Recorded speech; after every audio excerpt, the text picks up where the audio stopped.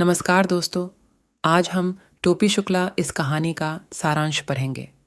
टोपी शुक्ला कहानी राही मासूम रजा द्वारा लिखे उपन्यास का एक अंश है। इस कहानी के माध्यम से लेखक ने बताया है कि बचपन में बच्चे को जहाँ से अपनापन और प्यार मिलता है वह वहीं रहना चाहता है। कहानी के मुख्य किरदार टोपी शुक्ला को बचपन में अपनापन अपने परिवार की नौकरानी और अपने मित्र की दादी माँ से मिलता है। वह उन्हीं लोगों के साथ रहना चाहता है। कहानी टोपी के इर्द गिर्द घूमती है।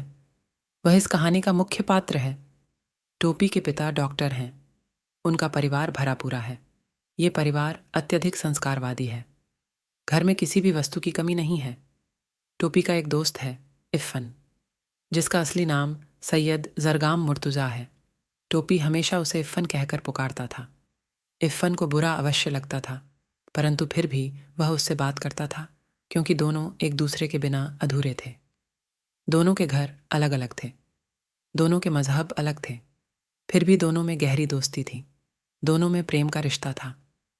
इस कहानी के दो पात्र हैं, बलभद्र नारायण शुक्ला यानी टोपी और सैयद जरगाम मुर्तुज़ा यानी इफ़न।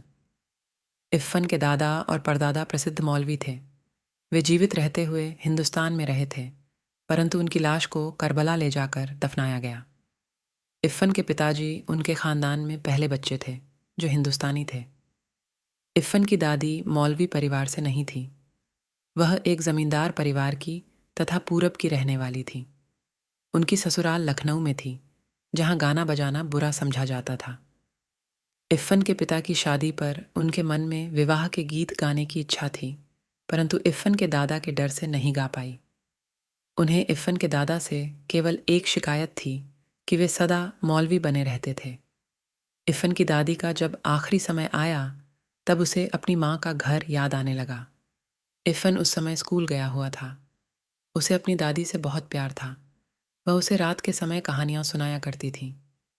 दादी पूर्बिया भाषा बोलती थी, जो उसे अच्छी लगती थी। टोपी को भी उसकी दादी की भाषा अच्छी लगती थी। टोपी को इफ़न को दादी अपनी माँ जैसी लगती थी। उसे अपनी दादी से नफरत थी। वह इफ़न के घर जाकर उसकी दादी से बात करता था। एक दिन टोपी ने अपने घर में जैसे ही अपनी माँ के लिए अम्मी शब्द का प्रयोग किया, उसी क्षण उनके यहाँ तूफान आ गया। माँ से ज़्यादा उसकी दादी भड़क गई। बाद में उसकी माँ से बहुत पिटाई हुई। उसके भाई मुन्नी बाबू ने माँ से झूठ कह दिया था कि उसने कबाब खाए हैं, जबकि कबाब मुन्नी बाबू ने खाए थे। सबने मुन्नी बाबू के झूठ को सच समझ लिया। टोपी के पास अपनी सफाई देने का कोई रास्ता नहीं था। अगले दिन टोपी स्कूल गया, तब उसने इफ़न को सारी घटना बताई। भूगोल के चौथे पीरियड में दोनों स्कूल से भाग गए। उन्होंने पंचम की दुकान से केले खरीदे। टोपी केवल फल खाता था। टोपी इफ़न से कहता है कि क्यों ना वह अपनी दादी बदल लें। इफ़न ने कहा कि ऐसा नहीं हो सकता, क्योंकि उसकी दादी उसके पिताजी की माँ भी थी। इफ़न ने उसे दिलासा देते हुए कहा कि फ़िक्र मत करो, तुम्हारी दादी जल्दी मर जाएगी, क्योंकि बूढ़े लोग जल्दी मर जाते हैं। इतने में नौकर ने आकर सूचना दी कि इफ़न की दादी मर गई हैं। शाम को जब टोपी इफ़न के घर गया, तो वहाँ सन्नाटा पसरा पड़ा था। वहाँ लोगों की भीड़ जमा थी। टोपी के लिए सारा घर मानो खाली हो चुका था। टोपी ने इफ़न से कहा, तोरी दादी की जगह हमारी दादी मर गई होती तब ठीक भया होता। जल्दी ही इफ़न के पिता का तबादला हो गया।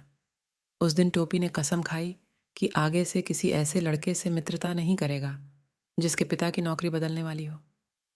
इफ़न के जाने के बाद टोपी अकेला हो गया। उस शहर के अगले कलेक्टर हरिनाम सिंह थे। उनके 3 लड़के थे। तीनों लड़कों में से कोई उसका दोस्त न बन सका। डब्बू बहुत छोटा था। बीलू बहुत बड्ढा था। गुड्डू केवल अंग्रेजी बोलता था। उनमें से किसी ने टोपी को अपने पास भटकने न दिया। माली और चपरासी टोपी को जानते थे, इसलिए वह बंगले में घुस गया। उस समय तीनों लड़के क्रिकेट खेल रहे थे। उनके साथ टोपी का झगड़ा हो गया। डब्बू ने अल्सेशन कुत्ते को टोपी के पीछे लगा दिया। टोपी के पेट में 7 सुइयां लगी तो उसे होश आया। फिर उसने कभी कलेक्टर के बंगले का रुख नहीं किया। इसके बाद टोपी ने अपना अकेलापन घर की बूढ़ी नौकरानी सीता से दूर किया। सीता उसे बहुत प्यार करती थी। वह उसका दुख दर्द समझती थी। घर के सभी सदस्य उसे बेकार समझते थे। घर में सभी के लिए सर्दी में गर्म कपड़े बने, परंतु टोपी को मुन्नी बाबू का उतरा कोट मिला। उसने इसे लेने से इनकार कर दिया। उसने वह कोट घर की नौकरानी केतकी को दे दिया। उसकी इस हरकत पर दादी क्रोधित हो गई। उन्होंने उसे बिना गर्म कपड़े के सर्दी बिताने का आदेश दे दिया। टोपी 9वीं कक्षा में 2 बार फेल हो गया था, जिस कारण उसे घर में और अधिक डांट पड़ने लगी थी। जिस समय वह पढ़ने बैठता था, उसी समय घर के सदस्यों को बाहर से कुछ न कुछ मंगवाना होता था। स्कूल में भी उसे अध्यापकों ने सहयोग नहीं दिया। अध्यापकों ने उसके 9वीं में लगातार 3 साल फेल होने पर उसे नज़रअंदाज कर दिया था। पिछले दर्जे के छात्रों के साथ बैठना उसे अच्छा नहीं लगता था। कोई भी ऐसा नहीं था जो उसके साथ सहानुभूति रखता, उसे परीक्षा में पास होने के लिए प्रेरित करता। घर और स्कूल में किसी ने भी उससे अपनापन नहीं दिखाया। उसने स्वयं ही मेहनत की और तीसरी श्रेणी में 9वीं पास कर ली। उसके 9वीं पास करने पर दादी ने कहा कि उसकी रफ्तार अच्छी है। तीसरे वर्ष में तीसरी श्रेणी में पास तो हो गए हो।